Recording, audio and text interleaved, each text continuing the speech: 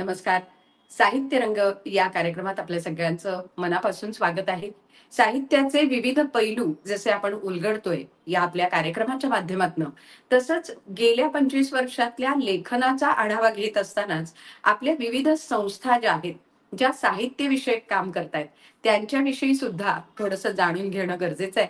आणि त्याच अनुषंगाने आजचे आपले जे पाहुणे आहेत, ते अतिशय वेगळ्या पद्धतीने आपण त्यांना खरं तर निमंत्रित करणार आहोत, कारण ते उत्तम लेखक तर आहेतच.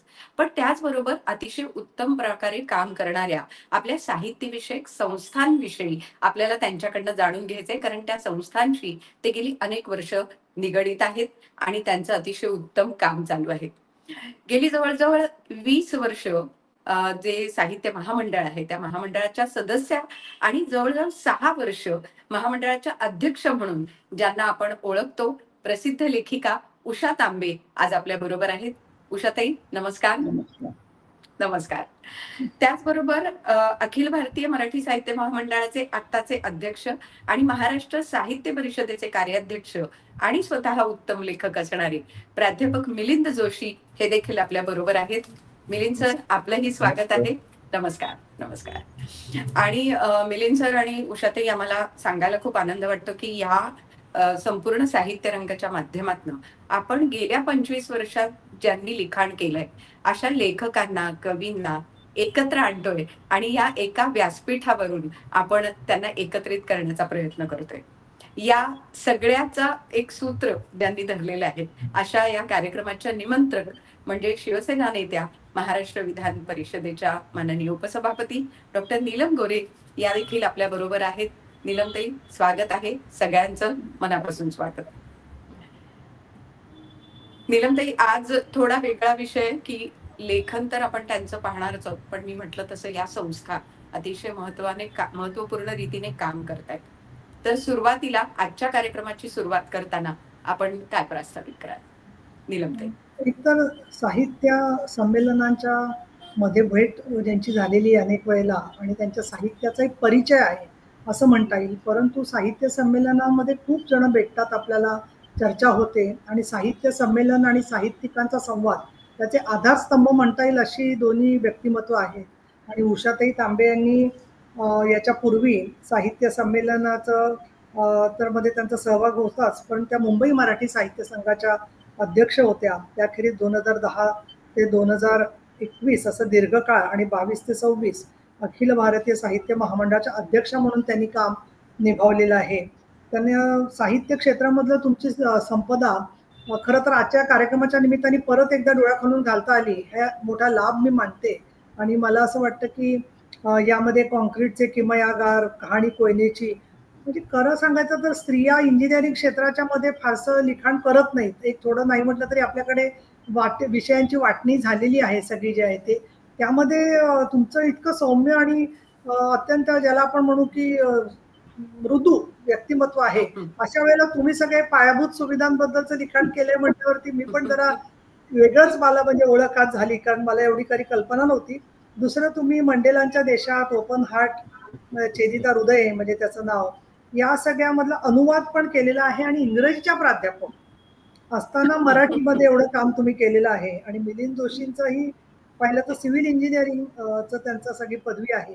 आणि अशा वेळेला दोन वेगळ्या सेक्टरमधली माणसं, परंतु मिलिंदजींचं सुद्धा काम पाहिलं तर ते प्राचार्य पुस्तक लिहिलेलं आहे, बाकी त्यांना पुरस्कार अनेक मिळालेले आहेत.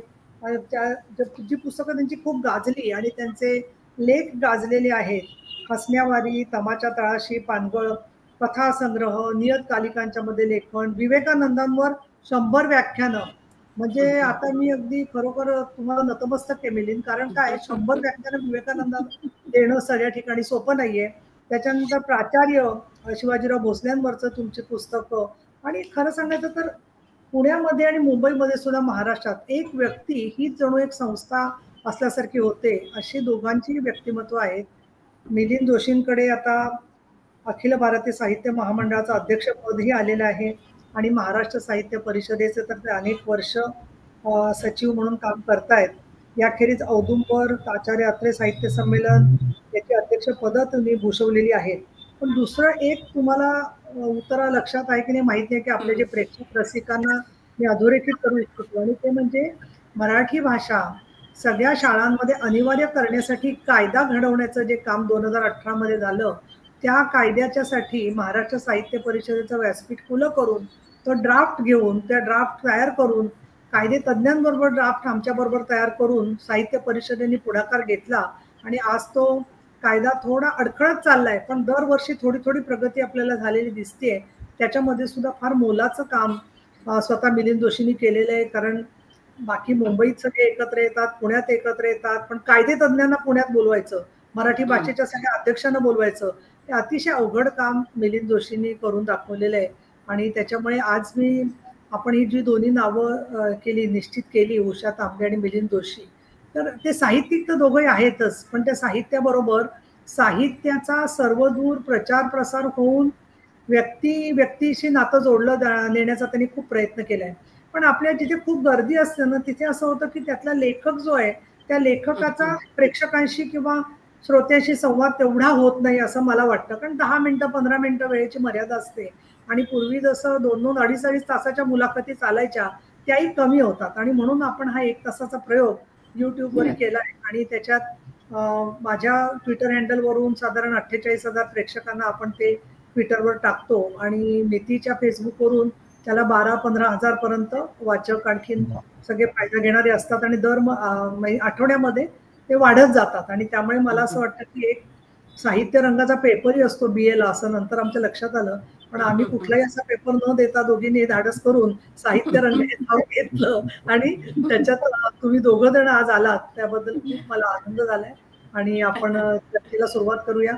तुमच्या साहित्याबद्दल नंतर परत आपण आम्हाला काय वाटतं त्या मनोगत नक्कीच व्यक्त करू. नक्कीच. नीलमताई, तुम्ही म्हणालात तसंच आहे, की आपले सगळे जे प्रेक्षक आहेत, जे आपले श्रोते आहेत, त्या श्रोत्यांना आज काहीतरी वेगळं ऐकायला मिळणार आहे.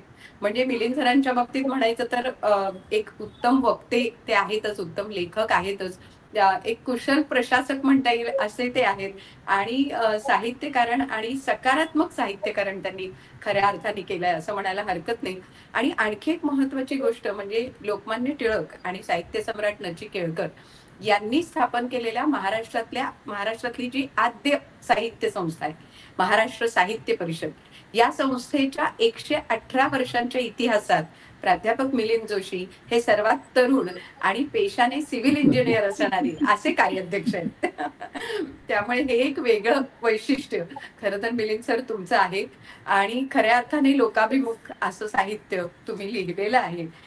शब्दांचं बांधकाम तुम्ही उत्तम करता असं म्हणायला हरकत नाही, कारण इंजिनिअरिंग वर्क्स मध्ये आपण एरवी म्हणतो की सगळं ते वृक्ष आहे, पण त्याच्याऐवजी तुम्ही शब्दांनाच बांधायला सुरुवात केली आणि अतिशय उत्तम. नीलमताईंनी आता सांगितलं त्याप्रमाणे 21 पुस्तकं तुमची प्रकाशित आहेत. आणि जसं आपण वेगवेगळ्या ठिकाणी जातो आणि तुम्ही वक्ते म्हणून जसं उत्तम रीतीने तुम्ही आपलं कार्य केलेलं आहे, तर मला असं वाटतं की आजची सुरुवात आपल्या कार्यक्रमाची करताना तुमच्या एखाद्या व्यक्तिचित्राने आपण सुरुवात करूया. म्हणजे मिलिंद सर, तुम्ही वेगवेगळी व्यक्तिचित्र लिहिलेली आहेत, तर त्यातला जो मौनी बाबा आहे, तो मौनी बाबा तुम्हाला कसा दिसला हे थोडंसं आम्हाला तुमच्याकडनं ऐकायला आवडेल.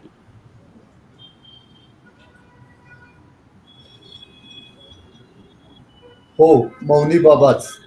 सगळं गाव त्याला त्याच नावाने हाका मारायचं, कारण तो एक शब्दही बोलायचा नाही कोणाशी.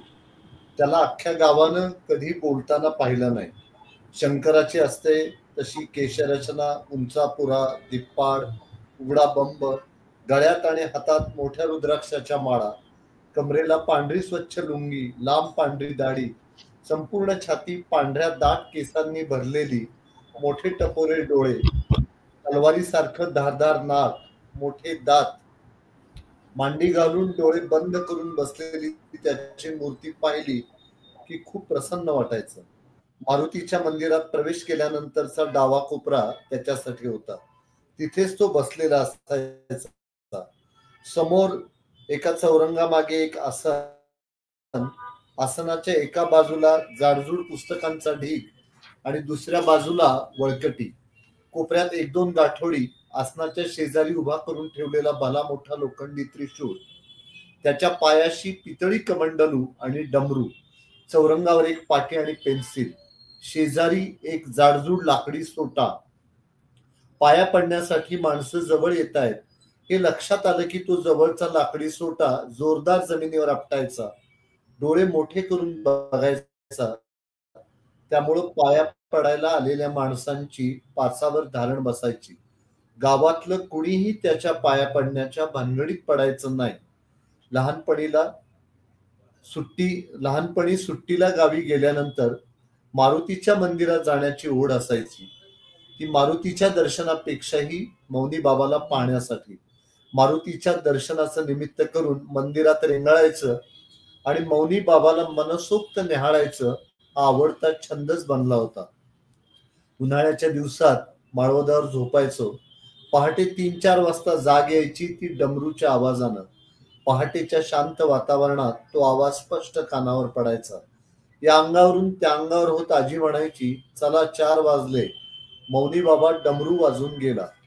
सुटीला गावी गेल्यानंतर सटवाईच्या मंदिराच्या शेजारी असणाऱ्या महादेवाच्या मंदिरात जाणं ठरलेलंच असायचं. गाव ओलांडून या मंदिराकडे जाताना वाटेत नदी लागते.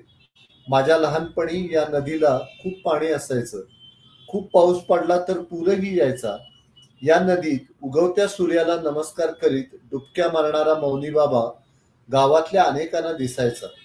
नदीत डुबक्या मारल्यानंतर नदीच्या पलीकडील महादेवाच्या मंदिरात तो ध्यानाला बसायचा. कोरीव हेमाडपंथी रचना असलेल्या या मंदिरात 5 पायऱ्या उतरून गेल्यानंतर अंधाऱ्या भुयारात महादेवाची मोठी पिंड आहे. पिंडीजवळ तो बसलेला असायचा. तो त्या भुयारात असला की कुणी आत जायचं नाही. मंदिराच्या गुरुवाला त्याच्याविषयी खूप प्रेम होतं. त्याचं ध्यान करून झालं की तो भुयाराच्या पायऱ्या चढून मंदिराच्या गाभाऱ्यात यायचा आणि कितीतरी वेळ एका लयीत टाळ्या वाजवत राहायचा. त्यानंतर शेजारीच असणाऱ्या सटवाईच्या मंदिरात जाऊन दर्शन घेणं, राम मंदिरात चक्कर मारून येणं असा त्याचा उद्योग असायचा. दिवस माथ्यावर आला की गावात 3-4 ठरलेल्या घरीच तो जायचा. एके दिवशी एकाच घरी जायचा. अंगणात उभा राहून टाळ्या वाजवायचा. त्याच्या हातात छोटीशी पितळेची कलई केलेली ताटली आणि वाटी असायची. त्याच्या टाळ्यांचा आवाज आला की आजी म्हणायची, मौनी बाबा आलाय, आधी वाढा त्याला. ज्या 3-4 निवडक घरात तो जायचा त्या घरातल्या माणसांनी त्याला कधीच भीक म्हणून अन्न वाढलं नाही. घरातल्या एखाद्या वडीलधाऱ्या माणसाला जितक्या आदरानं वागवावं तितक्या आदरानं ही 3-4 घरं मौनी बाबाला वागवायची. त्याच्या वाटीत मावेल एवढं पातळ कालवण, एक पोळी किंवा भाकरी, थोडा भात एवढीच त्याची अपेक्षा असायची. सणावाराला किंवा दिवाळीत आजी म्हणायची, गोडाचं वाढून देऊ का ताटात? त्यावर तो हात जोडून मान हलवत नको म्हणून सांगायचा. मौनी बाबाला कुणीही कधीही शिळं अन्न वाढलं नाही. आठवडा बाजाराला गावात येणारे तानाजी आणि उमाजी हे 2 कापडाचे व्यापारी त्याला भक्तिभावाने वर्षाला 2 धोतर जोड्या द्यायचे. मौनी बाबाला चहा देण्यासाठी गावातले चहाचे टपरीवाले उत्सुक असायचे. बाबा चहा घेणार का असं विचारायचे. मौनी बाबा हात जोडून मान हलवत नको म्हणून सांगायचा. कोणीही मौनी बाबाला कधीही पैसे मोजताना पाहिलं नाही. तसंच कुणाकडे पैसे मागतानाही पाहिलं नाही. मंदिरात मारुतीच्या मूर्तीसमोर लोक सुटे पैसे ठेवायचे. त्या पैशाला या मौनी बाबानं कधीही हात लावला नाही. कधी गावातले चोरटे किंवा दारुडे ते पैसे घेऊन पसार व्हायचे. मौनी बाबाला कसलाच मोह नव्हता. त्याच्याजवळ लोखंडी त्रिशूळ होता, डमरू होता. तो भस्म लावायचा, महादेवाच्या मंदिरात जायचा. त्यावरून हा शंकराचा भक्त आहे एवढं निश्चित होतं. हा मारुतीच्या देवळात का राहतो असा प्रश्न पडायचा. लोक म्हणायचे गावाच्या रक्षणासाठी तो वेशीबाहेरच्या मारुतीच्या मंदिरात राहतो. त्या काळात गावात वीज नव्हती. घरोघरी चिमण्या किंवा कंदील होते. रस्त्यावरही अंधारच असायचा रात्री. मारुतीच्या मंदिरात दिवे असण्याचा प्रश्नच नव्हता. गावातल्या कुंभारानं भली मोठी पंटी त्याला भेट दिली होती. अंधारात राहावं लागू नये म्हणून गावातले लोक त्यात आळीपाळीनं तेल घालायचे. वात संपली की आणून लावायचे. कुणीतरी काळ्या पेट्या आणून द्यायचं. अंधाऱ्या रात्री मारुतीच्या देवळात तेवणारी एक मंद पंटी आणि तिच्या उजेडात दिसणारी मौनी बाबाची आकृती पाहिली की लहानपणी भीती वाटायची. गाव झोपलं की तो मौनी बाबाही झोपायचा. पहाटे 4 वाजता डमरू वाजवत गावभर फिरायचा. दिवसभर खाली मान घालून तो धार्मिक पुस्तकं वाचत असायचा. दगडी पाटीवरती पेन्सिलनं कोडं सोडवल्यासारखं काहीतरी सोडवत बसायचा. अतिउत्साही भक्त त्याच्या चौरंगावर पैसे टाकायला गेले की जवळचा लाकडी सोटा जमिनीवर आपटत मान हलवतच नाही नाही म्हणायचा. त्याच्या आसपास लहान मुलं मोठी माणसं असली तरी त्यांच्या असण्याचा त्याच्यावर काहीच परिणाम व्हायचा नाही. संध्याकाळी त्याला कुणीच कधीच जेवताना पाहिलं नाही. गावातले जुने डॉक्टर सांगायचे, मौनी बाबा आजारी पडल्याचं आम्हाला आठवत नाही. औषध मागण्यासाठी तो कधी डॉक्टरांकडे आला नाही. वर्षानुवर्ष मौनी बाबाची जीवनशैली अशीच होती. हा मौनी बाबा गावात कधी आला? तो मुका आहे की त्याने मुद्दाम मौन धारण केलेला आहे? मौनी बाबा या गावातला नाही तर तो या गावातच का राहतो?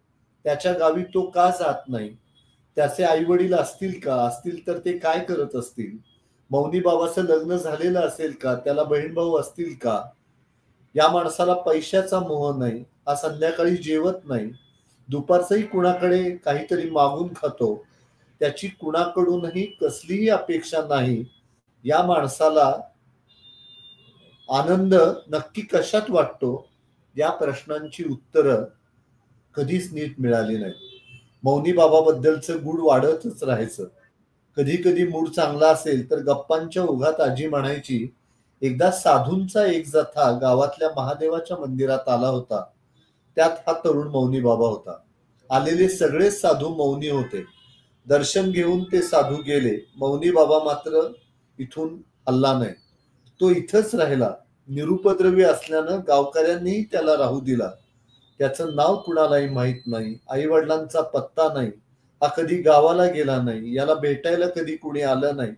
अगदी तरुणपणी गावात राहिला तेव्हा तू मुका आहेस का असं गावातल्या जाणत्या लोकांनी विचारलं. त्यावर फरशीवर लिहून मला बोलता येतं, मात्र मी मरेपर्यंत मौन धारण करायचं ठरवलंय असं त्यानं सांगितलं. सुरुवातीला हा चोर, लफंगा, भामटा, बुवाबाजी करणारा आहे का हे तपासण्यासाठी त्याच्या खूप परीक्षा घेतल्या गेल्या. मौनी बाबा सगळ्या परीक्षा पास झाला. मग गावकऱ्यांनी त्याला आपलं मानलं. वेशी बाहेर राहून राखण करण्यासाठी तो आलाय अशी लोकांच्या मनात भावना होती. आजी सांगत असताना एखादी दंतकथाच आपण ऐकतोय असं वाटायचं. ज्याच्याकडे स्वतःचं ओळखपत्र नाही, घर नाही, पैसा नाही, चरितार्थाचं साधन नाही, रेशन कार्ड नाही, पॅन कार्ड नाही, आधार कार्ड नाही, अशा मौनी माणसाला एखादं गाव आजच्या काळात इतक्या प्रेमानं सांभाळेल का? उत्तर नाही असंच येईल. पण मौनी बाबाला माझ्या गावानं आयुष्यभर प्रेमानं सांभाळलं. घरातल्या वडीलधाऱ्या माणसाला आदर द्यावा तसा आदर दिला. यात गावकऱ्यांच्या मनाचा मोठेपणा तर आहेच, पण मौनी बाबाच्या जगण्यातली सचोटी आणि प्रामाणिकपणा हेही एक कारण आहे. 30 वर्षापूर्वी मी कॉलेजला असताना एका पत्रात वडिलांनी लिहिलं, 15 दिवसांपूर्वी मौनी बाबा गेला. जाण्यापूर्वी 5-6 दिवस त्यानं अन्नत्याग केला होता. रोज दुपारी जेवण मागायला येणारा हा मौनी बाबा का आला नाही म्हणून गावकऱ्यांनी विचारणा केली तर आता अन्नाची गरज नाही असं त्यानं पाटीवर लिहून दिलं. आजारी आहात का? काही त्रास होतोय का? डॉक्टरांच्याकडे जायचं का? असं विचारल्यावर गरज नाही असं त्यानं लिहिलं. शिवरात्रीच्या दिवशी काही साधूंचा जथा पुन्हा महादेवाच्या मंदिरात दर्शनासाठी आला. त्याआधीच मारुतीच्या मंदिरात भिंतीला टेकून बसलेल्या मौनी बाबानं मान टाकली होती. प्राण सोडला होता. त्या साधूंनीच त्याचे अंत्यसंस्कार केले. सगळा गाव लोटला होता. त्या दिवशी गावात चूल पेटली नाही. गावातल्या एकाही माणसाशी एकही शब्द न बोलणाऱ्या मौनी बाबावर गावानं भरभरून प्रेम केलं. तो संपूर्ण दिवस मौनी बाबा माझ्या डोळ्यासमोरून जात नव्हता. लांबून त्याला पाहत राहणं एवढाच उद्योग लहानपणी मी केला होता. थोडं मोठं झाल्यावर गावाकडे जाणंही कमी झालं आणि मौनी बाबाचं दर्शनही झालं नाही. मन बेचैन होतं. मध्यंतरी अनेक वर्षांनी गावाकडे गेलो. गाव आता खूप बदललाय. पडक्या वेशीतून आज जाताना बाहेर असणाऱ्या मारुतीच्या मंदिराकडे लक्ष गेलं. मौनी बाबा मंदिरातल्या ज्या कोपऱ्यात बसायचा तो कोपरा रिकामाच होता. काळजात विचित्र कालवा कालव झाली. नात्यातला नसतानाही जीवाभावाचं कुणीतरी गेल्याचं दुःख झालं. डोळे पाणावले. आता पहाटे डमरू वाजतो का? मी एका गावकऱ्याला विचारलं. मौनी बाबा गेला आणि त्याचा डमरूही. तो खिन्नपणे हसत म्हणाला, मी शांतच होतो.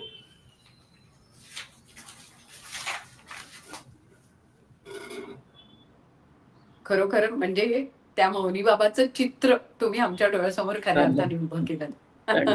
आणि महाराष्ट्रात मला वाटतं अनेक ठिकाणी तुम्ही व्याख्यानं दिलीत, तेव्हा अशी अनेक व्यक्ती तुम्हाला भेटल्या आणि कदाचित ती व्यक्तिचित्रणं तुम्ही उत्तम रीतीने तुमच्या पुस्तकातनं बांधलीत, शब्दबद्ध केलीत आणि ती आमच्या समोर उभी केलीत.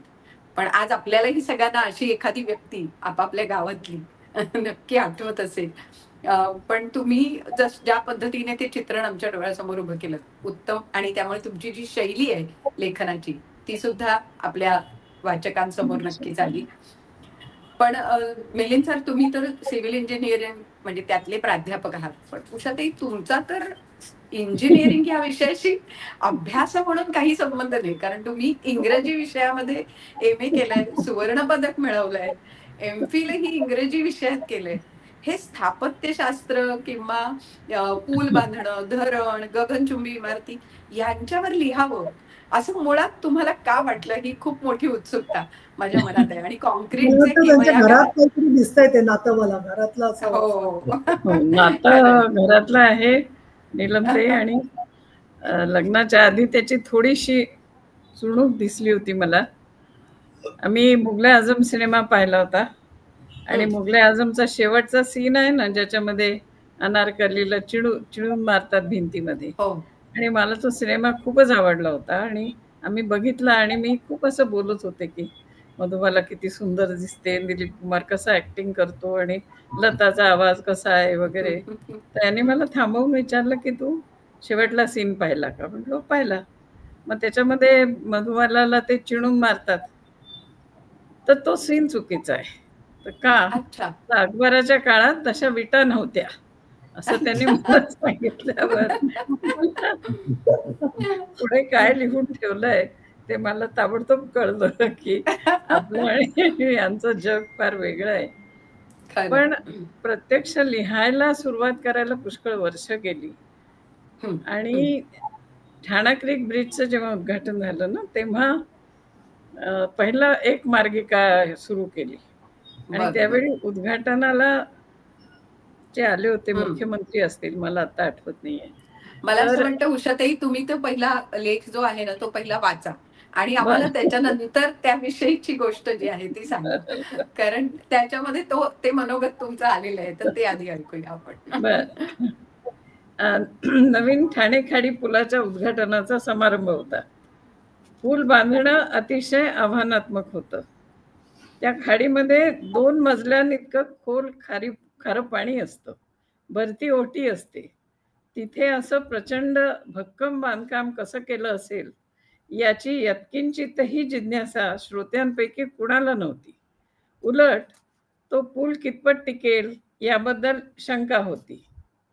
मी मुख्यमंत्री अभियंत्याची पत्नी म्हणून मला ती टीका झोंबत होती, परंतु त्या कामाबद्दल मलाच इतकी जुजबी माहिती होती की मी इतरांना काय म्हणणार. एकूणच स्थापत्य अभियांत्रिकी म्हणजे सिव्हिल इंजिनिअरिंग या विषयामध्ये आपल्याला फार कमी रस असतो. खरं तर या जगाशी आपला सामान्य जनांचा फार जवळचा संबंध आहे. आपण घरामध्ये राहतो, रस्त्यावरून प्रवास करतो, नद्या खाड्यांवरले पूल ओलांडतो, दुर्गम समजल्या जाणाऱ्या भागांमध्ये जातो, धरणाच्या पाण्याने एखाद्या विभागाचा कायापालट झालेला पाहतो, दूरदूरच्या प्रांतातील शेतीमालाचा उपभोग घेतो. तरी हे घडवून आणणाऱ्या शास्त्राबद्दल आपल्याला फारशी माहिती नसते आणि कुतूहलही नसतं.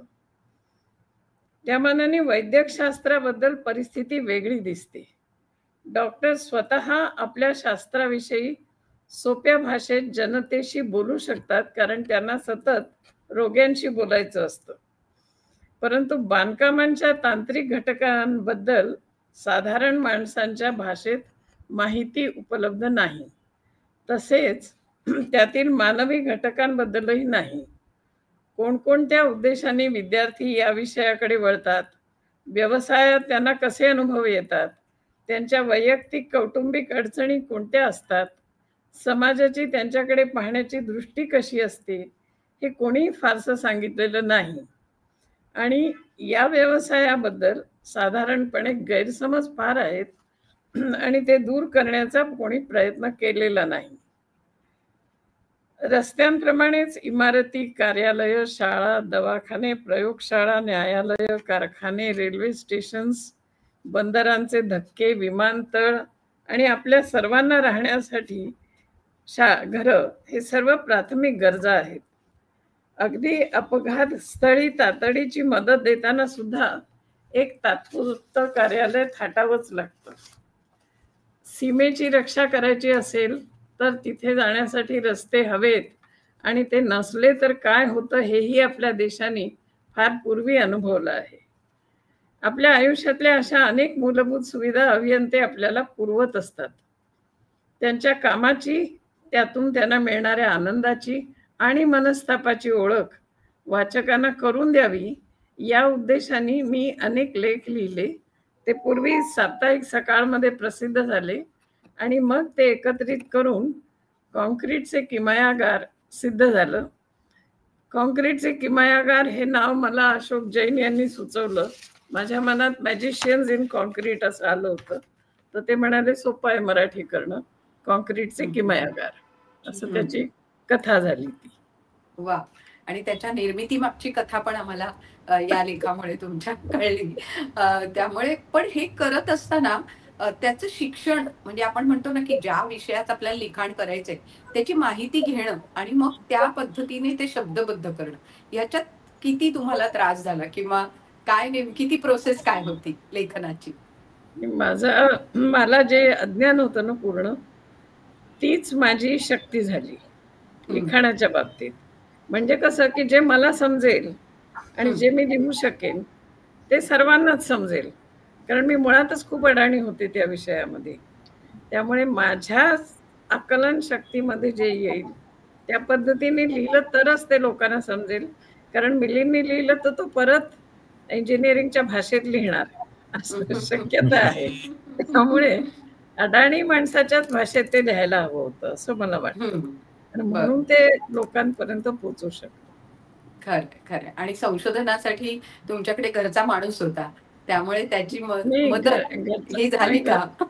आणि घरचा माणूस होता, त्यामुळे मुख्य काय झालं की मी लोकांपर्यंत पोहोचू शकले.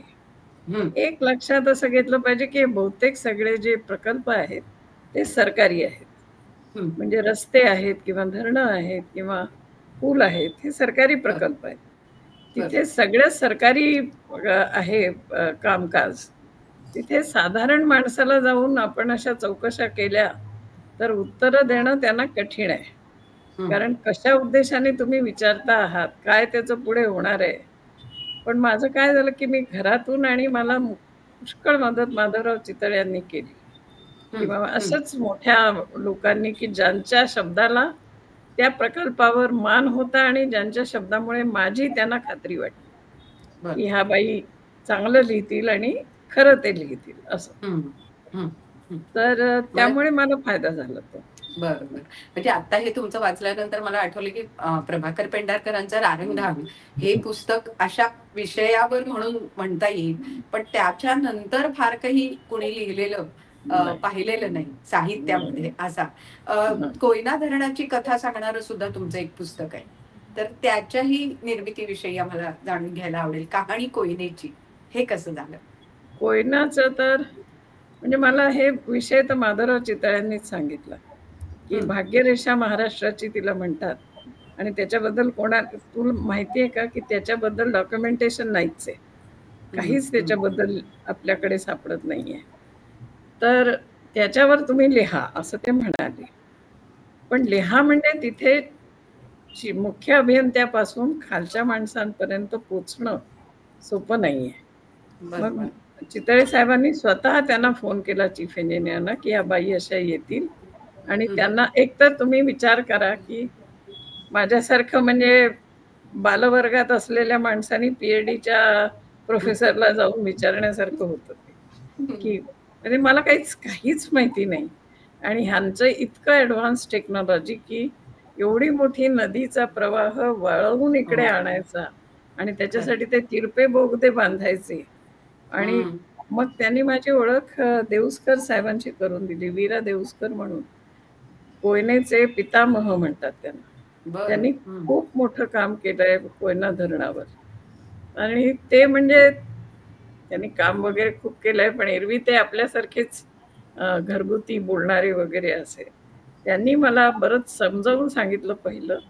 आणि मग धरणावर तिथे त्यांना सांगितलं की ह्या बाई येतील, हम्म. त्यांना सगळ्या भुयारांमधनं सगळ्या विद्युत हम्म. जनित्रांपर्यंत सगळं समजावून सांगा. आणि ते त्यांनी सांगितलं. हम्म. आणि त्यातलं हम्म. मला जे समजलं ते मी त्यांना पुन्हा वाचून दाखवलं, की मी हे असं असं लिहिते आहे, हे बरोबर आहे का? हम्म. हम्म. मग लिहिलं.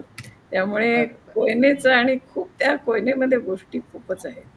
बघण्यासारख्या, ऐकण्यासारख्या आणि अभिमान वाटण्यासारख्या. अशा हम्म. मला एक खूप. प्रश्न असा आहे उत्तरा, की हो. उषाताई जे सांगतायत ना आणि ते जे हम्म. सगळं जग आहे, तर ते मिलिंद आणखी उषाताई दोघांनाही लागू पडतं. की तुम्ही हो. स्वतः एवढे साहित्याच्या सरोवरामध्ये न्हाऊन निघालेले असताना तुम्हाला कधी तुमच्या साहित्यावर किंवा तुम्ही जे लिहिलंय त्याच्यावरती चर्चा व्हावी या साहित्य संमेलनात असं कसं कधीच वाटलं नाही? मग वाटलं असेल तरी संयोजकाचा एकदा शिरपेच असला डोक्यात, की दुसरं काहीच माणसाला करता येत नाही. या म्हणजे खरं हो अन्यायच झालाय असं मला वाटतं साहित्यावरती. कारण हो सगळं ॲक्टिव्हिटी करताना स्वतःलाच वेळ राहत नाही, असं दिसतंय. आणि मला आता मी तुमची प्रवक्ता होते दोघांची आणि पुढच्या साहित्य संमेलनात सांगते हे. कारण काय याच्यावर चर्चाच नाहीये, संमेलनात नाहीये, कुठेच खरं. नाहीये चर्चा. हां, असं वाटतं खरं. मला. खरं. हं. म्हणजे जेव्हा नीलमताई उषाताईंशी बोलणं झालं ना, तेव्हा मी तेच त्यांना म्हटलं, की महामंडळाच्या कामामुळे तुमच्याकडे प्रश्न हे महामंडळाच्याच बद्दलचे विचारले जातात. तुमच्या साहित्याबद्दल काही चर्चाच होत नाही. असाच हा खरं तर हो. मुद्दा आहे. आम्ही इतरांच्या साहित्यावर चर्चा घडवून आणावी अशी लोकांची अपेक्षा असते. बरोबर. आणि आम्ही पण कशामध्ये संमेलनात भाग घ्यायचा नाही, असं असा एक ठरवलेलं. संकेत आहे, हा, की बरं. आम्ही संकेत आहे. कशातच भाग घेत नाही. खरं. नाहीतर आम्हीच हं. म्हणजे 22 लोक 20-22 आम्हीच भरून काढू सगळे. हा, त्यामुळे बरोबर. तसा एक संकेत पण केलेला आहे. खरंच आहे, खरंच आहे. पण उषाताई तुमचं आणखीन कौतुक करावं असं वाटतं आणखीन एक महत्त्वाचा विषय, तो म्हणजे भारतीय रेल्वेची कहाणी सांगणारी रोमांचकारी रेल्वे हा सुद्धा पुस्तकाचा तुमचा विषय खूप महत्त्वाचा आहे. तर ते देखील वाचकांनी नक्की वाचावं. त्याचबरोबर एक खूप वेगळा प्रयत्न तुमच्याकडनं झालेला आहे, ते म्हणजे सेतू बांधियाला सागरी आणि द सी लिंक स्टोरी. ही दोन्ही पुस्तकं तुम्ही एकाच वेळी मराठीत आणि इंग्रजीत असं लिहिलेली आहेत. त्यामुळे हा सुद्धा एक वेगळा विक्रम आहे, असं म्हणायला हरकत नाही. अनुवादाची कामं तुम्ही बरीच केलेली आहेत.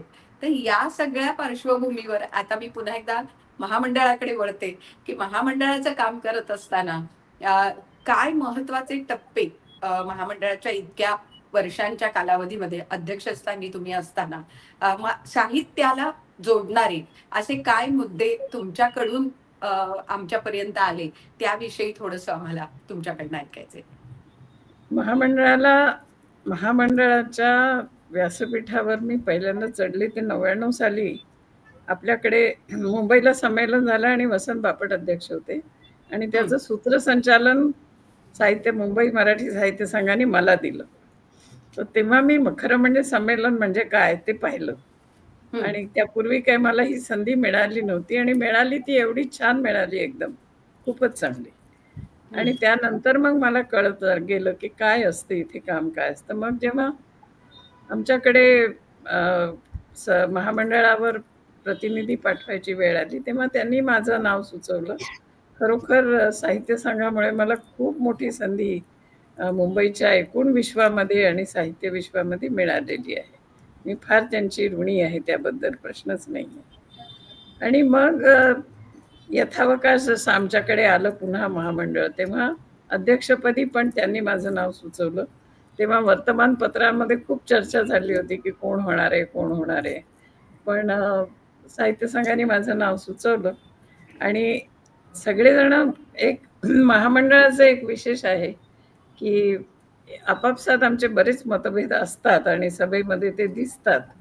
पण बाहेर असं कधी येत नाही की म्हणजे आता समजा ते आमचं टोरंटोचं संमेलन बारगळलं, त्या लोकांच्या चुकीमुळे, कोणाच्या चुकीमुळे जे काही झालं आणि त्याच्यावर प्रचंड चर्चा झाली.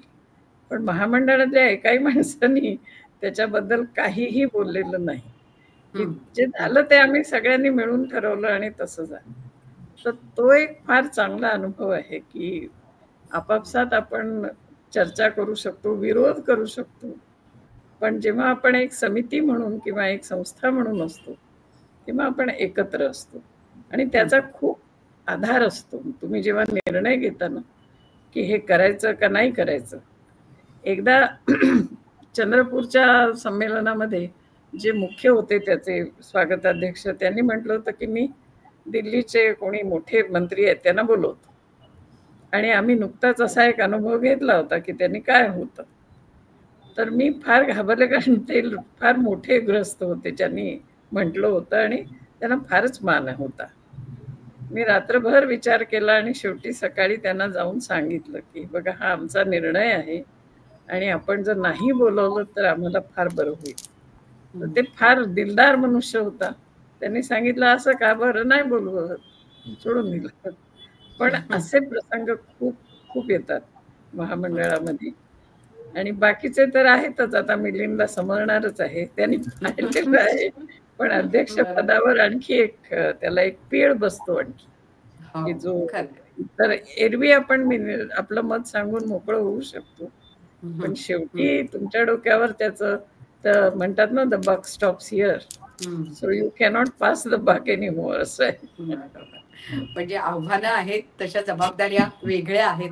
साहित्यिकांना सांभाळायचं आहे, साहित्य संमेलन घडवून आणायचं आहे आणि अशा प्रकारचे साहित्यिक उपक्रमही घडवायचे.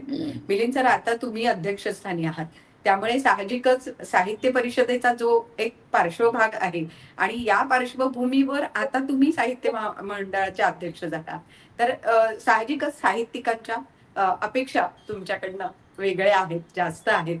तर आता पुढच्या काळामध्ये साहित्य महामंडळाच्या दृष्टीने तुम्ही काय सांगू इच्छिता? काय अजून बदल होणार आहेत किंवा नव्याने तुम्ही काय आणू इच्छिता? थोडी पार्श्वभूमी सांगतो साहित्य परिषदेची. त्याचं कारण की महाराष्ट्र साहित्य परिषद ही महाराष्ट्रातली आद्य साहित्य संस्था आहे असं आपण म्हणतो आणि तिची स्थापना 1878 मध्ये लोकहितवादी आणि न्यायमूर्ती रानडे यांनी सुरू केली आणि त्यांनी ग्रंथकार संमेलनं सुरू केली प्रथम. आणि ग्रंथकार संमेलनं काही कारणामुळे खंडित होत होती. मग कधी दुष्काळ आला, कधी प्लेग आला, इंग्रजांचं राज्य आपल्यावरती होतच. तर मग 1906 साली पुण्याला जे चौथं ग्रंथकार संमेलन झालं, त्या संमेलनाला नचिन केळकर आणि लोकमान्य टिळक उपस्थित होते. तर त्यावेळेला असा एक विचार झाला की एखादी संस्था जर निर्माण केली तर मग ही संमेलनं सातत्याने होत राहतील आणि त्यातून 1906 साली महाराष्ट्र साहित्य परिषदेची स्थापना झाली आणि लोकमान्य टिळकांनी केळकरांनी जी सूचना केली होती तिला पाठिंबा दिला. पण त्यावेळेला टिळकांनी एक वाक्य फार छान सांगितलं की संस्था स्थापन करणं फार सोपं आहे, तिला कर्तृत्ववान कार्यकर्ते मिळाले तर त्या संस्था जिवंत राहतील आणि पुढे जातील. आणि साहित्य परिषद खरोखरीच भाग्यवान. आता आम्ही 120वा वर्धापन दिन साजरा केला. शक्यतो सर्जनशील लेखक आपल्या आयुष्यातला वेळ संस्थात्मक कार्यासाठी द्यायला तयार नसतात, कारण आपल्या लेखनावर त्याचा परिणाम होतो. किंवा दुसरं म्हणजे हे आभार शून्य काम आहे अशा प्रकारची एक मानसिकता असते. पण खूप दिग्गज साहित्यिकाने म्हणजे अगदी नावं आपण घेतली तर नचिन केळकरांच्या पासून गदी माडगुळकरांच्या पर्यंत, शंकर पाटील, दमा मिरासदार, श्रीधर जोशी, खूप मोठा साहित्यिकाने आपल्या आयुष्यातला बहुमोल वेळ देऊन ही संस्था नावारूपाला आणली. साहित्य परिषदेचं वेगळेपण असं की ही ग्रंथकार संमेलनं नंतर महाराष्ट्र साहित्य संमेलनं या नावाने साहित्य परिषदेने घेतली आणि अशी 45 संमेलनं साहित्य परिषदेने घेतली. आज महामंडळाची जी संख्या आपल्याला दिसते 98, त्यातली 45 साहित्य संमेलनं ही एकट्या साहित्य परिषदेने घेतली. आणि पुढे मग 1960 नंतर साहित्य महामंडळाची स्थापना झाली, कारण त्या त्या भागामध्ये साहित्य संस्था निर्माण झालेल्या होत्या. जशी मुंबईला मुंबई मराठी साहित्य संघ आहे, विदर्भामध्ये विदर्भ साहित्य संघ आहे, मराठवाड्यात मराठवाडा साहित्य परिषद आहे.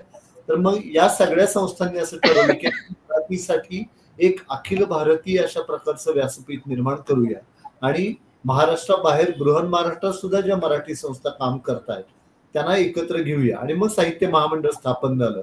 त्यामुळं साहित्य महामंडळाचं जे पहिलं संमेलन झालं ते महामंडळाचं पहिलं संमेलन होतं, पण साहित्य परिषदेने आपली सगळी संमेलनं गणनेसाठी या साहित्य महामंडळाला दिली. त्यामुळं 46व्या संमेलनापासून साहित्य महामंडळाची वाटचाल सुरू झाली. तर असा तो सगळा संमेलनांचा इतिहास आहे. आणि साहित्य परिषदेचं म्हणजे 16 जिल्ह्यांमध्ये आमची साहित्य परिषद आहे.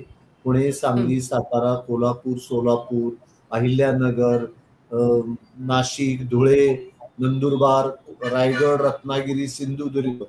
आणि साहित्याचा प्रचार प्रसार, समीक्षा आणि संस्कृती यांचं जतन आणि संवर्धन. मगाशी तुम्ही उषाताईंना एक प्रश्न विचारत की साहित्य संमेलनाने काय केलं, तर साहित्य संमेलनाचा अध्यक्ष हे मराठी समाजाचं वैचारिक नेतृत्व करतात अशी धारणा समाज मनामध्ये, म्हणून त्यांच्या अध्यक्ष भाषणाकडे इतक्या बारकाईने पाहिलं जातं. म्हणजे गत्रम माडखोलकरांनी बेळगावच्या साहित्य संमेलनामध्ये संयुक्त महाराष्ट्र झाला पाहिजे अशा प्रकारचा ठराव मांडला आणि त्याला एक चळवळीचं रूप प्राप्त झालं. त्यामुळे संमेलनाच्या व्यासपीठावर जो जो विषय येतो त्याला एक व्यापक रूप प्राप्त होतं आणि त्यामुळे सगळ्यांची अशी इच्छा असते की हा विषय अखिल भारतीय साहित्य संमेलनाच्या व्यासपीठावरती आला पाहिजे. तर त्यामुळे हे संमेलनाचं वेगळेपण आहे.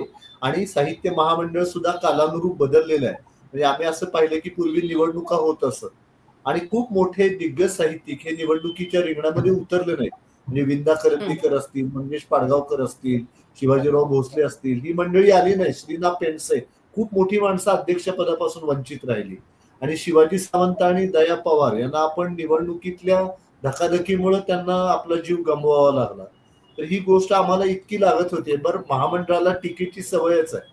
मग आम्ही असा विचार केला, वाघ म्हणलं तरी खाणार आहेत, वाघोबा म्हटलं तरी खाणार आहेत, निवडणुका घेतल्या तरी आमच्यावर टीका होणार की हे ठरवूनच अध्यक्ष करतात. मग आम्ही असं ठरवलं की हे पद सन्मानाने का आपण देऊ नये. मला आनंद वाटतो की साहित्य परिषदेने पुढाकार घेतला. आमच्या कार्यकारी मंडळामध्ये आम्ही ठराव केला, वार्षिक सर्वसाधारण सभेने तो मंजूर केला. उषाताईंचे खूप सहकार्य लाभलं आणि नागपूरकडे महामंडळ असताना हे पद सन्मानाने द्यायचं असं आम्ही ठरवलं. आणि पहिल्या अध्यक्ष सन्मानपूर्वक निवड झालेल्या अरुणा ढेरे, त्यांच्यानंतर father Francis de Brito, Jayant Narlikar, Bharat Sasane, Narendra Chapalgaonkar, अशी सगळी लोकांच्या मनातली माणसं ही संमेलनाची अध्यक्ष झाली. आणि संमेलनाच्या अध्यक्षपदाचं जी एक प्रतिष्ठा आहे ती अधिक वाढली. म्हणजे जे निवडणुकीने निवडून आले त्यांची प्रतिष्ठा कमी मानण्याचं अजिबात कारण नाही, कारण शेवटी लोकशाहीचं महत्व आहेच त्याच्यामध्ये. पण शेवटी आम्हाला कुणी निवडून दिलंय, तर आम्हाला 16 जिल्ह्यातल्या आजीव सभासदांनी निवडून दिलंय, म्हणजे आम्ही त्यांचेच प्रतिनिधी आहोत. तर त्यामुळं हे एक महत्वाचं पाऊल साहित्य महामंडळांनी टाकलं. ही एक फार महत्वाची घटना म्हणून आपल्याला त्याच्याकडे पाहायला पाहिजे. आणि शेवटी कालानुरूप बदललं पाहिजे साहित्य महामंडळाने सुद्धा. ही भूमिका आम्ही सातत्याने ठेवलेली आहे, उषाताईंनी सुद्धा ती ठेवलेली आहे की शेवटी समाज आणि सगळंच आसपासचं पर्यावरण इतकं बदलत आहे, तर मग आपल्याला साहित्याला सुद्धा, संमेलनाला सुद्धा त्या अनुषंगाने बदललं पाहिजे. तर नक्की हे सगळे बदल आता होत आहेत आणि इथून पुढच्या काळामध्ये, म्हणजे माझ्याकडे अध्यक्षपद आल्यामुळे मी सांगतो की थोडा साचा मोडण्याची गरज निर्माण झालेली आहे. मोडणं म्हणजे आहे तो सुद्धा अधिक व्यवस्थित केला तर तो चांगल्या पद्धतीने निश्चित होऊ शकेल. तर साहित्य संमेलनाचं हे एक महत्वाचं आहे की महाराष्ट्रामध्ये एवढी साहित्य संमेलनं होतात आणि त्यांच्याविषयी अजिबात तुच्छतेचा उद्गार काढण्याचं काही एक कारण नाही, कारण जेवढी संमेलनं होतील तेवढी साहित्य संस्कृती अधिक बळकट होणार आहे. पण तरीही सगळ्यांना अखिल भारतीय साहित्य संमेलनाचं अधिक आकर्षण वाटतं आणि याच्यावरती खूप टीकाही होते. आम्हाला आमची खूप बदनामी केली जाते, पण शेवटी सार्वजनिक जीवनामध्ये हारापेक्षा प्रहारच अधिक मिळत असतात आणि ते हातीवरती घ्यायचे नसतात तर पाठीवर घेऊन वागवायचे असतात. त्यामुळे संमेलन आणि वाद झाले नाही तर चर्चा होते की अरे या संमेलनात काहीच वाद झाला नाही, त्यामुळे वाद का झाले नाही त्यावरती आमच्या बैठकीमध्ये वाद होतात. तर वाद त्यामुळे होतात आणि तुलना पण होते मिलिंद सर. तुलनाही म्हणजे होत आणि बऱ्याचदा असं होतं की जयपूर लिट फेस्ट बघा किती छान, नाही नाही, आणि काय माहिती आपण का, तुम्ही काय. तो जयपूर लिट फेस्ट वगैरे हे सगळे उच्चभ्रूंचं स्वप्नरंजन आहे. मला सांगा, तुम्हाला जयपूरला लिट फेस्टला जायचं असेल तर ते सगळे पंचतारांकित सुविधा आहेत तिथं. 5 स्टार हॉटेलमध्ये राहा, त्याचे एवढे पैसे भरा, विमानाने जा. सामान्य माणूस तिथे येऊ शकत नाही. त्यामुळे आणि जयपूर लिट फेस्ट प्रतिनिधी शुल्क त्यांचं आणि किती असतं, साहित्य संमेलन यांची प्रचंड तुलना होऊ असतं. शकत नाही. मी असं म्हणेन, जसं वारीमधला निर्धन निष्कांचन कोणीही वारकरी थेट पांडुरंगाच्या पायापर्यंत जाऊ शकतो, तसा कोणीही साहित्य रसिक साहित्य संमेलनामध्ये येऊ शकतो. हे जयपूर वा. लिट फेस्ट मध्ये घडत नाही. आणि आमच्यावर टीका करताना माध्यम म्हणतात की वर्षानुवर्ष तेच ते चालू आहे संमेलनात. तिकडे काय वेगळं चालू आहे? जावेद अख्तर दरवर्षी येतात, गुलजार दरवर्षी येतात, त्यांच्या येण्याविषयी काही नाही, पण तुम्ही तेच करता आहात तिकडे. खरं. आणि मग हम्म. त्यामुळं जयपूर लिट फेस्ट आणि अखिल भारतीय मराठी साहित्य संमेलन यांची तुलना करणं योग्य नाही. आमचं संमेलन हे समाजाशी जोडलेलं आहे, समाजातल्या सामान्यातल्या सामान्य माणसाशी जोडलेलं आहे. आणि जे संमेलन फक्त उच्चभ्रू वर्गाचं, आर्थिकदृष्ट्या वरच्या स्तराशी असलेल्या माणसाच्या अभिरुचीचा विचार करतं, त्याची तुलना आणि साहित्य संमेलनाची तुलना होऊ शकत नाही. मी तुम्हाला सांगतो की आज सुविधा झाल्या आहेत. 80 साली बार्शीला माझ्या गावी साहित्य संमेलन झालं. गंबा सरदार अध्यक्ष होते, शिवराम कारंत उद्घाटनाला आले होते. त्यावेळेला साहित्यिक वाड्यामध्ये असलेल्या घरांमध्ये उतरलेले होते. कॉमन टॉयलेट, बरं. कॉमन बाथरूम, हम्म. पाटावरती बसणं, पत्रावळीमध्ये जेवणं, पण सगळ्या गावांनी केवढं मोठं स्वागत केलं. तर त्यामुळे सामान्य माणसाशी इतकं जोडलेलं संमेलन म्हणजे अखिल भारतीय मराठी साहित्य संमेलन. आणि म्हणून त्याचं एक वेगळेपण आजच्या काळामध्ये टिकून आहे. तर आपल्याला निश्चित बदल करता येतील त्याच्यामध्ये. मगाशी जसं तुम्ही म्हणालात की तरुणांसाठी एक खास मांडव करता येईल, की बाबा तुमचे कार्यक्रम तुम्ही सादर करा, कथाकार, कादंबरीकार, कवी, आपल्याला ते करता येईल. आणि आजकाल असं आहे की सर्व वयोगटातल्या माणसांना साहित्याशी जोडून घेणं ही फार एक काळाची गरज निर्माण झालेली आहे. अगदी. शाळेमधली मुलं आपण पहा की त्यांची जीवनशैली पाहिली पुण्या मुंबईमध्ये. शाळेत जायला 1 तास, घरी यायला 1 तास, शाळेतले 6 तास, घरी आल्यावर आईच्या आवडीचा 1 क्लास, बापाच्या आवडीचा 1 क्लास, बाईंनी दिलेला भाराभर गृहपाठ. त्याच्या जीवनशैलीमध्ये वाचन आणि खेळाला स्थानच नाही कुठे.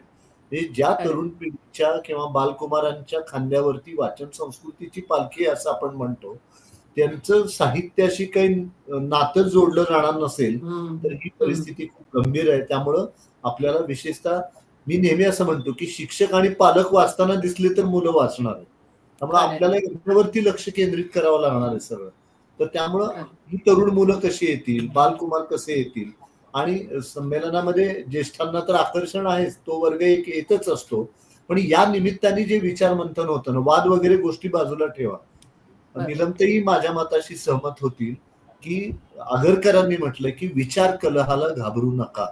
पण आज दुर्दैवाने काय झालं की विचार बाजूला राहतो आणि कलहच खूप होतो. त्यामुळे विचार कलह झाला तर वादे जे आहे ते तत्वबोधाला समाजाला एक दिशा मिळेल. तर ते संमेलनाने करणं अपेक्षित आहे. आणि जिथे वाद असतात तिथेच लोकशाही असते. आणि मग जिथे खूप शांतता असते तिथे मग अशोक वाजपेयींसारखा कवी विचारतो, बाई इतना सन्नाटा क्यों आहे. परिस्थिती आपल्यावर येऊ नये त्याची काळजी साहित्य महामंडळाने कायम घेतलेली आहे. पण म्हणजे मिलिंद सर, तुमच्यावर जबाबदाऱ्याही खूप आहेत, आव्हानंही खूप आहेत तुमच्या समोर. पण निश्चित मला खात्री वाटते, कारण उषाताईंसारखे अनुभवी लोक आहेत. हो, नीलमताईंचा सगळ्या साहित्य संस्थांशी, साहित्य व्यवहाराशी खूप जवळचा संबंध आहे. मला वाटतं की त्या एकमेव राजकारणी असतील की ज्यांना साहित्य रंगासारखं असा प्रकारचा उपक्रम सुरू करावा असं वाटणं ही सुद्धा महाराष्ट्राच्या दृष्टीने फार महत्वाची घटना आहे. खूपच महत्वाची आणि खूप साहित्याच्या दृष्टीने आशावादी अशी नक्कीच ती घटना काय झालं, आहे. तुम्ही त्यांना राजकारणात नेऊन एका चांगल्या लेखिकेला म्हणजे आम्ही साहित्यातले लोक मुकलेलो, त्यांच्या कथा, त्यांचं लेखन सगळं वाचलेलं आहे आम्ही पूर्वीच. तीच एक प्रतिमा त्यांची आमच्या मनामध्ये अधिक दृढ आहे. पण मिलिंद सर, आता साहित्य रंगाच्या निमित्ताने आम्ही नीलमताईंना सारखं सांगतो की आता तुम्ही वेगळं लिहा. आता लेखिका म्हणून सुद्धा आम्हाला पुन्हा एकदा तुम्हाला पाहायचंय. आणि मिलिंद सर, अतिशय महत्वाची गोष्ट मला आवर्जून सांगायची की महाराष्ट्र साहित्य परिषदेचं काम करत असताना 2022 ला मराठी भाषा अभ्यासक पुरस्कार जो तुमच्या संस्थेला मिळाला, म्हणजे महाराष्ट्र साहित्य परिषदेला मिळाला, तो तुमच्या कार्यकालात मिळालेला पुरस्कार आहे, जो राज्य सरकारतर्फे दिला जातो. अत्यंत महत्वाचा आणि मानाचा असा हा पुरस्कार तुम्हाला मिळालाय. त्यामुळे मी मला असं वाटतं की तुम्हाला महामंडळाच्या सांगू का, हा मी तुम्हाला सांगू इच्छितो की मी किती 20 वर्ष आहे, पण 100 वर्ष हो. ज्या मंडळींनी संस्था चालवली त्यांचं मोठं श्रेय आहे याच्यामध्ये. याचं कारण हो. मराठी वाङ्मयाचा इतिहास 7 खंडामध्ये प्रकाशित करणारी साहित्य परिषद ही भारतातली एकमेव संस्था आहे. आणि तिने मराठी भाषेचा इतिहास 7 खंडामध्ये लिहिला. तो इंग्रजीमध्येही अनुवाद झालेला आहे आणि खूप मोठ्या लोकांनी काम केलेलं आहे या संस्थेवरती. तर त्यामुळं मी एक खारीचा वाटा उचलला, विशेषतः संस्थेचं आधुनिकीकरण, त्याला तंत्रज्ञानाशी जोडणं आणि शिवार संमेलन वगैरे उपक्रमातून संस्था पुण्यातून बाहेर काढून ती गाव शिवारापर्यंत पोहोचवणं हे काम माझ्या कार्यकाळामध्ये झालंय. पण पूर्वसुरींचं योगदान आपल्याला नाकारता येणार नाही.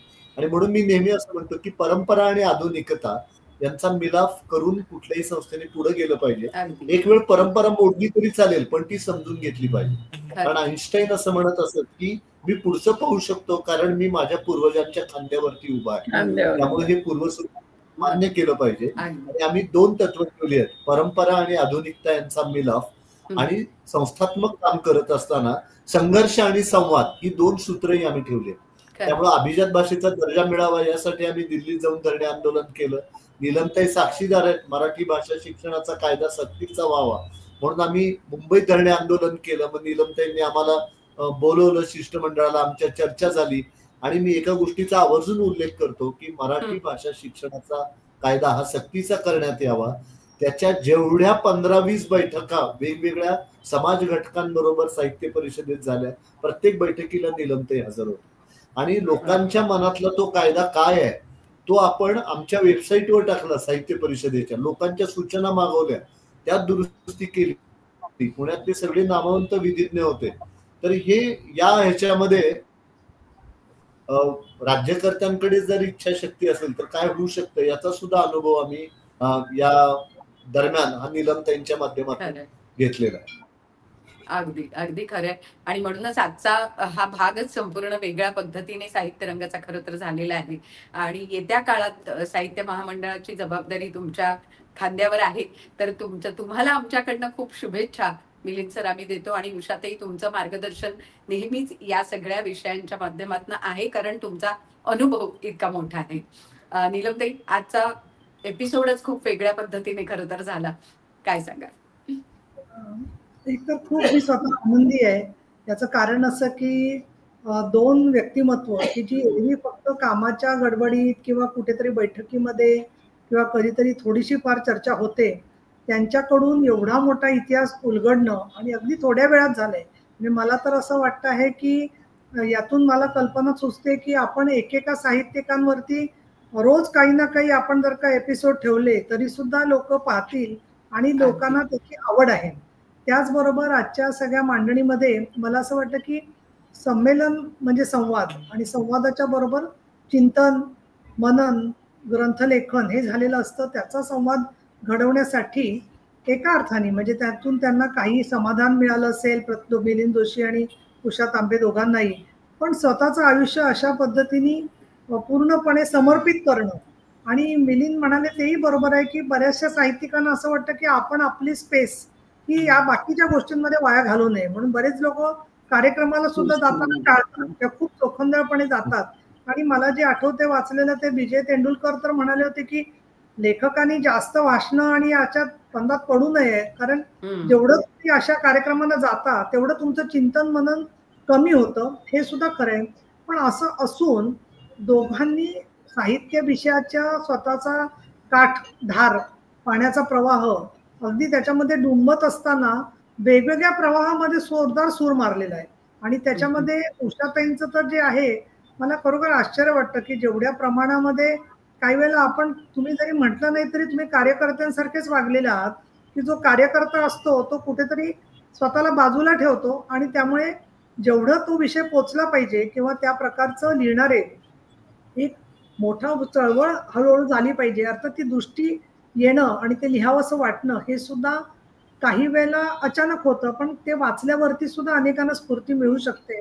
पण आपण पायाभूत सुविधांचा आज महाराष्ट्रभर भारतभर इतकं प्रचंड त्याचं एक आपण पर्व चाललेलं आहे, पण त्याच्या मागचं जे माणूस पण आहे किंवा त्याच्या मागचं जे सगळं शास्त्र आहे त्याच्याबद्दल आजही तो विषय अस्पर्श आहे मोठ्या प्रमाणात. हे आज उषाताईंच्या मांडणीवरून जाणवलं. दुसरं मला त्यांच्या मांडणीत एक जाणवलं की मृदू भाषी असलं तरी ठाम निर्णय घेता येतो. हे राजकारणाच्या दृष्टीने सुद्धा चांगलं वाटतं नक्कीच त्याच्यामध्ये जे आहे ते. आणि त्यांचं जे मी पाहिलं सगळ्या साहित्य संमेलनांमध्ये, त्यामध्ये त्यांना जे बोलायचं असेल तर ते नेमक्या शब्दात बोलतात. त्यामुळे मिलिंद, तुम्ही म्हणालात की राजकारणात मी गेल्यामुळे साहित्याचं हे झालं, पण तुम्ही दोघं राजकारणात नसल्यामुळे राजकारणाचं नुकसान झालंय असं मला वाटतं. योग्य प्रकारने सगळ्यांचं सर्वसमावेशन नेता येणं ही एक पण फार समाजकारणामधली कला आहे आणि ती साध्य उषाताईंनी केलेली आहे. मिलिंद, तुम्ही जी कथा उषाताईंच्या साहित्याचं जे त्यांनी वाचन केलं, त्यातून त्यांचं सगळं त्यांनी जे माधवराव चितळे किंवा सगळ्यांनी जी मदत केली, त्याच्यामध्ये सगळ्यात मूलभूत एक दिसते की उषाताईंवरचा विश्वास, की या कुठेतरी वादासाठी वाद करून किंवा कॉन्ट्रोवर्सी करून TRP मिळवायला काही लिहिणार नाहीत, जे आहे ते तसं लिहितील. हा विश्वास फार अमोल आहे, मिळणारा आहे. आणि त्याच वेळेला असा विश्वास मिळतो, त्याच वेळेला सुंदर साहित्य सुद्धा लिहिण्यासाठी आपल्याला अवकाश मिळत असतं.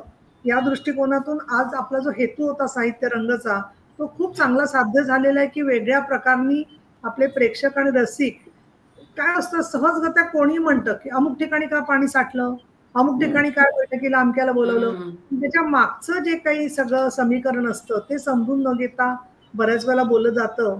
त्या दृष्टीने अखिल भारतीय साहित्य संमेलन महामंडळाचं आणि महाराष्ट्र साहित्य परिषदेचं दोघांचाही परिचय होण्यासाठी आजचा खूप उपयोग झाला आणि खूप दर्जेदार अशा स्वरूपाचा सगळा संवाद होता.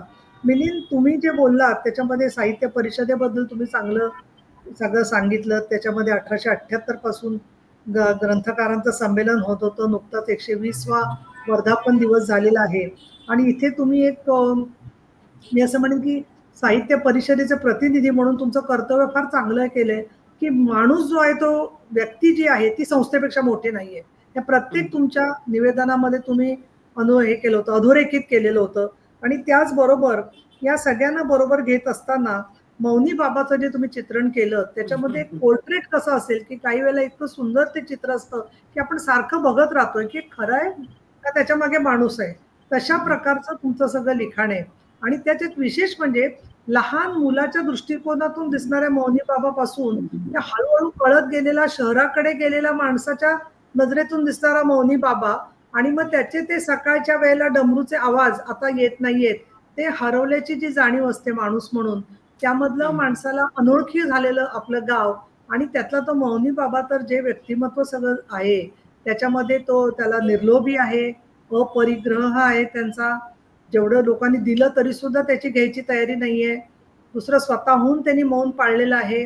मला तर काही वेळेला वाटतं की मौनी बाबासारखं राजकारणात सुद्धा जमलं काही तर फायदा आहे थोडासा. काही गोष्टीत न बोलणं हे सुद्धा शिकलं तर चांगलं आहे ते जे आहे ते, म्हणजे प्रत्येकाला जमतं तसं नाहीये. पण मौनी बाबाचा सगळा जो, आणि गावकऱ्यांनी त्याला सांभाळून घेणं सगळं, आणि विशेष मला असं वाटलं की तो योगायोग असेल किंवा तुमच्या कल्पनाशक्तीतून ते आलाय सगळं, पुढचं का नाही मला माहित नाही का सत्यकथा आहे, पण ते साधूच येतात आणि त्यावेळेला तो त्याचा प्राण सोडतो. म्हणजे त्याच्या बरोबर ते त्याला न्यायला आले.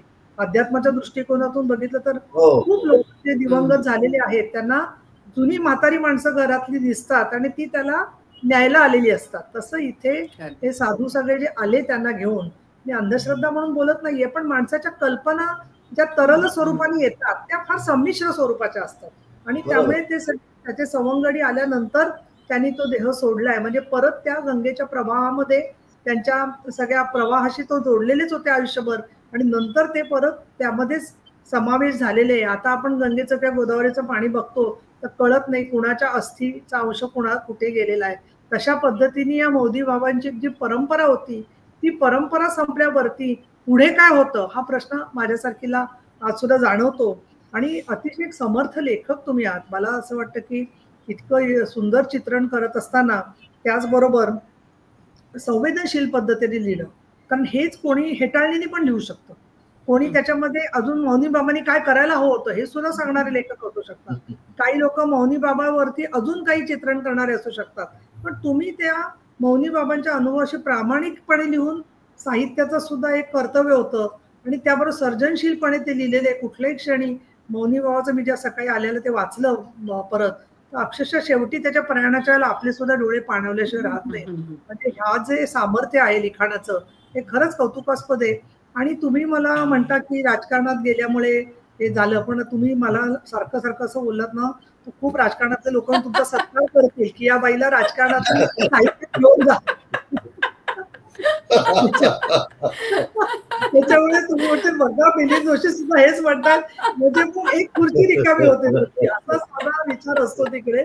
त्यामुळे मला तिथून ते मराठी भाषेचा प्रवास असेल, अभिजात मराठीचा असेल, मला दुसरं असं वाटतं की या सगळ्यामध्ये निमित्ताने आपण बोलतोय तर माझा एक शेवटचा मुद्दा आहे महत्वाचा, की साहित्य संमेलनातलं खूप लोकांना आपल्याला सांभाळून घ्यावं लागतंय, खरंय.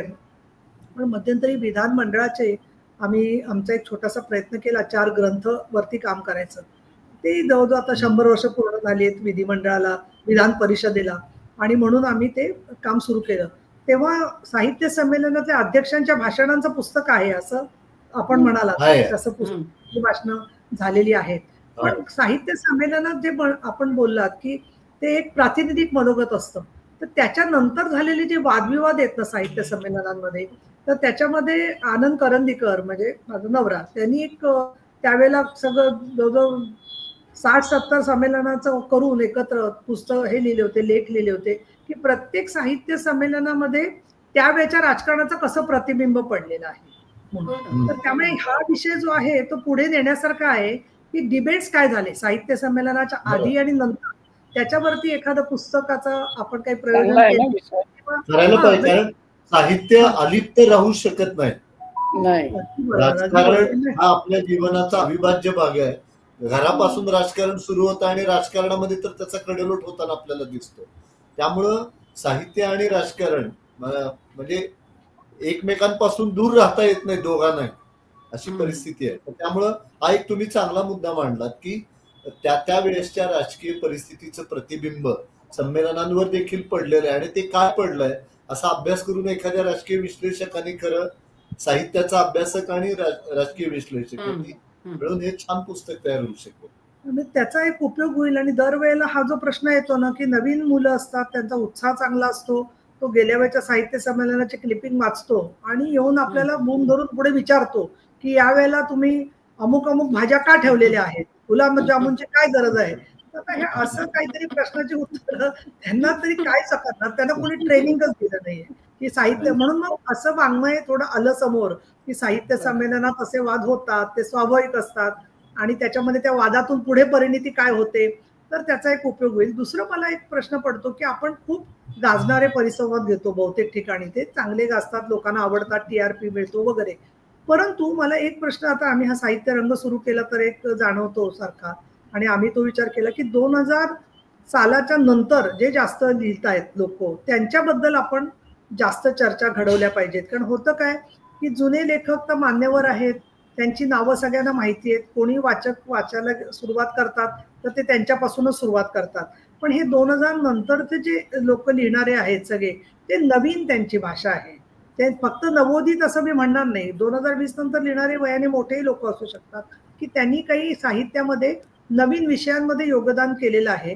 आणि आपल्याकडे काय होतंय, म्हणजे मी आता अकॅडमिकली बोलते की साहित्य संमेलनांमध्ये चटपटीत विषय आपण ठेवतो, पण एक तरी राऊंड टेबल असं असलं पाहिजे की वेगवेगळ्या 10 साहित्यकारांचं समग्र वाङ्मयावरती वाचून आपल्याला काय वाटतंय अशा प्रकारे. त्याच्यात 5 जुने साहित्यिक आणि 5 नवीन 2000 सुमाराला असे साहित्यिकांवरती एक 2 ते 2.5 तास चाललं. ठीक आहे, ज्यांना बाहेर फिरायचंय, मोठ्या संमेलनात म्हणजे मोठ्या मंडपात भाग घ्यायचा ते करतील, पण एक असं विश्लेषणात्मक आढावा, आणि असं करत आपण पुढची 5 साहित्य संमेलनात करत गेलो तर आपल्याकडे 50 साहित्यिकांबद्दलचं एक चांगलं विश्लेषणात्मक वाङ्मय एकत्र होईल.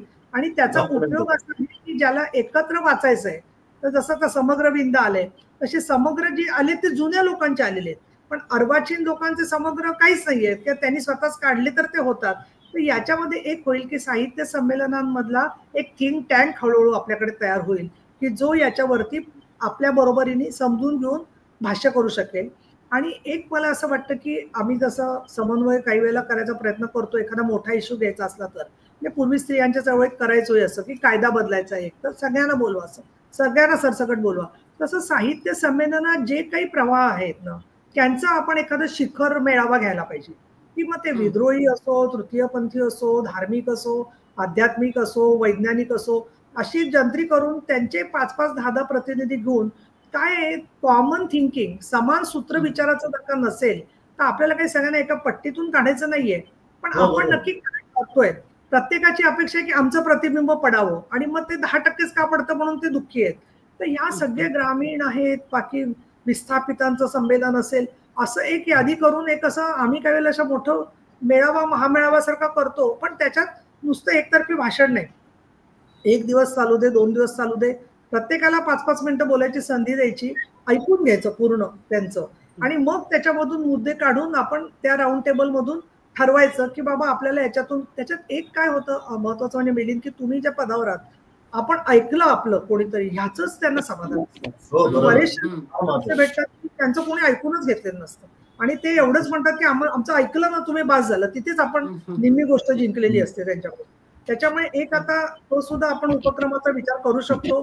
त्याच्यासाठी काही मदत लागली, मदत म्हणजे तुम्हाला तशा मदतीचा प्रश्न नाही, पण समन्वय करणं, लोकांची मदत करणं, तर तसं सुद्धा आपण करू शकतो काही उपक्रम, की ज्याच्यामध्ये आता एक बघा, आता भटक्या ग्रुप आपण लक्ष्मण गायकवाडला हे दिला. पण त्यांच्यामध्ये अनेक मुलं अशी आहेत, की जी कुठेतरी वाड्या-तोड्यांवर करतात आणि हातात एक छोटं पुस्तक आणून देतात. हे बघा माझं मी पुस्तक लिहिलंय माझ्या अनुभवावरती.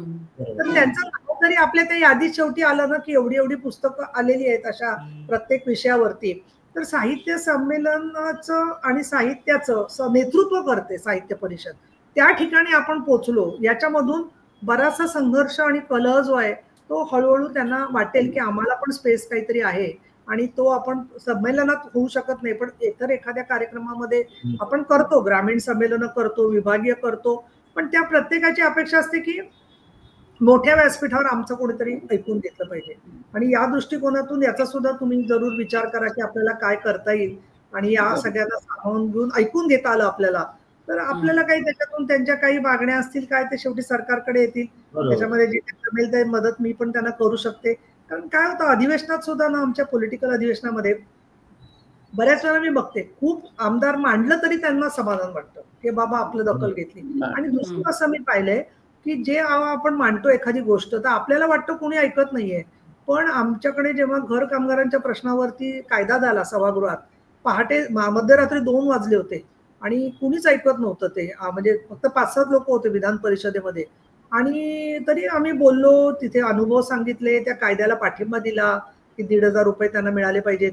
आणि सकाळी 7 वाजता मला महिलांचा फोन आला, नागपूरमधल्या मोलकर्णींचा आणि त्या म्हणाल्या, की सगळे झोपले होते, पण संपूर्ण नागपूर शहरातल्या मोलकर्णी UCN चॅनेलवर परिषदेत काय चाललंय ते आम्ही ऐकत होतो. अरे वा. People are watching us. लोक आपल्यावर लक्ष ठेवून असतात, की आमच्याबद्दल कोणी काही बोलतंय का आणि त्यांना सांगितलं, की आपोआपच आपलं साहित्य अजून विश्वविख्यात आणि अजून प्रभावी होईल असं मला वाटतं. तर धन्यवाद आल्याबद्दल आणि खूप छान चर्चा. हा. आम्हालाही खूप आनंद वाटला या नमस्कार. कार्यक्रमात सहभागी होता. नक्कीच. आणि मिलिंद सर आणि उषाताई, तुमच्या दोघांचंही मार्गदर्शन असंच सातत्याने राहो आणि पुढच्या साहित्य संमेलनात महामंडळाकडनं असलेल्या अपेक्षा आणि नवोदितांना त्याच्यामध्ये असलेलं स्थान याविषयी नक्कीच चर्चा बरं का, होईल, आता विचार निलमताई केला जे जाईल. म्हणाले ना, इतरांचं हो. ऐकून घेणं तो गुण उषाताईंकडनं घ्यायला पाहिजे. मी तर कायम म्हणतो की ऐकून घेणं हा जो गुण आहे तो अगदी. उषाताईंकडनं आहे. आम्ही महामंडळात गेली अनेक वर्ष तो पाहतोय. रिसेप्टिव्ह खरंच, मोड असला खरंच. की लोकांना बरं वाटतं. फार महत्वाचा मुद्दा निलमताईंनी मांडला. आपण बघूया याच्यावर काय नक्कीच. करतो. त्यामुळे येणाऱ्या साहित्य संमेलनामध्ये आम्हाला त्याचा नक्कीच पडसाद दिसतील आणि वेगवेगळ्या कार्यक्रमाच्या माध्यमातून, उपक्रमांच्या माध्यमातून आपणही असेच जोडलेले राहू. उषाताई आणि मिलिंद सर, तुम्ही दोघंही आलात. खूप मनापासून धन्यवाद आणि शुभेच्छा. धन्यवाद. थँक्यू.